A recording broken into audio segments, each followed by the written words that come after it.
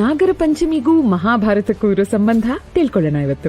ಶ್ರಾವಣ ಮಾಸದ ಶುಕ್ಲ ಪಕ್ಷದ ಪಂಚಮಿಯನ್ನ ನಾಗರ ಪಂಚಮಿಯಾಗಿ ಆಚರಿಸೋದು ವಾಡಿಕೆ. ಅಭಿಮನ್ಯು ಹಾಗೂ ಉತ್ತರೆಯ ಮಗನಾದ ಪರೀಕ್ಷಿತ್ ಅರ್ಜುನನ ಮೊಮ್ಮಗ. ಈತನಿಗೆ ಶಮೀಕ ಋಷಿಯ ಪುತ್ರ ಶೃಂಗ ಇವರಿಂದ ಒಂದು ಶಾಪ. ಅದೇನಂದ್ರೆ ಇಂದಿನಿಂದ 7 ದಿನಕ್ಕೆ ನೀನು ಇದೇ ಸರ್ಪದಿಂದಲೇ ಸಾವನ್ನಪ್ತೀಯಾ ಅಂತ. ಈ ಶಾಪದಿಂದಾಗಿ ಪರೀಕ್ಷಿತ್ ರಾಜ ತಕ್ಷಕ ಸರ್ಪದಿಂದ ಸಾವನ್ನಪ್ತಾನೆ. ನಂತರ ಪರೀಕ್ಷಿತನ ಮಗ ಜನಮೇಜಯ ಇಂದಿನಿಂದ 1 ವಾರದಲ್ಲಿ ನಾನು ನಿನ್ನ ಇಡೀ ಸಂತತಿಯನ್ನ ಕೊಲ್ತೀನಿ ಅಂತ ಶಪಥ ಮಾಡ್ತಾನೆ. ಇದು ತಂದೆ ಸಾವಿಗೆ ಪ್ರತೀಕಾರವಾಗಿ ಜನಮೇಜಯ ಸರ್ಪಶಾಸ್ತ್ರ ಯಜ್ಞ ಅನ್ನೋ ಒಂದು ಯಜ್ಞವನ್ನ ಪ್ರಾರಂಭಿಸ್ತಾನೆ. ಈ ಯಜ್ಞದ ಮೂಲಕ ಬ್ರಹ್ಮಾಂಡದ ಒಂದೊಂದು ಸರ್ಪವೂ ಬಂದು ಹವನ ಕುಂಡದ ಒಳಗೆ ಬಿದ್ದು ಅಗ್ನಿಗೆ ಆಹುತಿಯಾಗುತ್ತೆ. ಆದ್ರೆ ಒಂದೇ ಒಂದು ಸರ್ಪ ಮಾತ್ರ ಹೋಮಕುಂಡದ ಒಳಗೆ ಬೀಳದೆ ಸೂರ್ಯನ ರಥಕ್ಕೆ ಸುತ್ತಕೊಂಡು ಅಲ್ಲೇ ಒದ್ದಾಡ್ತಾ ಇರುತ್ತೆ. ಹೋಮ ಮತ್ತು ಮಂತ್ರಗಳ ಶಕ್ತಿ ಎಷ್ಟಿತ್ತು ಅಂದ್ರೆ ಈ ಸರ್ಪವನ್ನ ಹೋಮಕುಂಡದ ಒಳಗೆ ಎಳ್ಕೊಳ್ಳೋದಕ್ಕೆ ಪ್ರಾರಂಭ ಮಾಡುತ್ತೆ. ಸೂರ್ಯನ ರಥವೂ ಹೋಮಕುಂಡದ ಕಡೆ ಹೋಗೋದಕ್ಕೆ ಶುರುವಾಗುತ್ತೆ.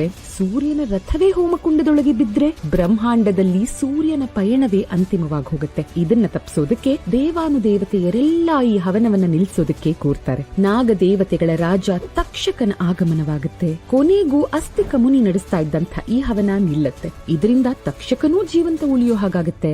ನಾಗ ಸಂತತಿಯೂ ಉಳಿಯುತ್ತೆ. ಇಲ್ಲದಿದ್ರೆ ನಾಗ ಸಂತತಿಯನ್ನೇ ಈ ಹವನ ಬಲಿ ತಗೊಳ್ತಿತ್ತು. ಹೀಗೆ ತಕ್ಷಕ ಮತ್ತು ನಾಗ ಸಂತತಿ